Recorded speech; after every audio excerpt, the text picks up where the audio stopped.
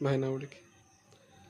ଗତ 3 ତାରିଖରେ କଟକର ଦରଘା ବଜାରରେ ଦୁର୍ଗା ପୂଜା ଭସାଣି ବେଳେ ଗୋଷ୍ଠୀ କନ୍ଦଳ ଘଟିଛି।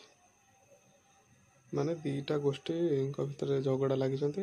ଗୋଟେ ଗୋଷ୍ଠୀ ବାଲା ଅନ୍ୟ ଗୋଷ୍ଠୀ ଉପରକୁ ପଥର ବୋତଲ ସବୁ ଫୋପାଡ଼ିଛନ୍ତି। ଏମିତି ସେପଟୁ ନବୀନ ବାବୁ ଟ୍ୱିଟ୍ କଲେ କି ଦେଖ ଭାଇ, 24 ବର୍ଷ ଆମେ ଶାସନ କଲୁ, କିଛି ହେଇନଥିଲା।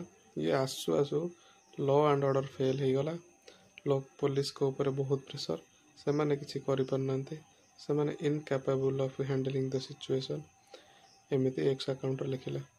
ଏପଟୁ ବିଜେପିରେ ଜଣେ ମନ୍ତ୍ରୀ ଲେଖିଲେ କି ତମେ ଆଗ 24 ବର୍ଷର ହିସାବ ଦିଅ, କ'ଣ ଲ ଆଣ୍ଡ ଅର୍ଡ଼ର ଫେଲୁଅର ହେଇଛି, ତମେ କ'ଣ ଷ୍ଟେପ୍ ନେଇଥିଲ, ଏମିତି ସବୁ ଲେଖିଛନ୍ତି।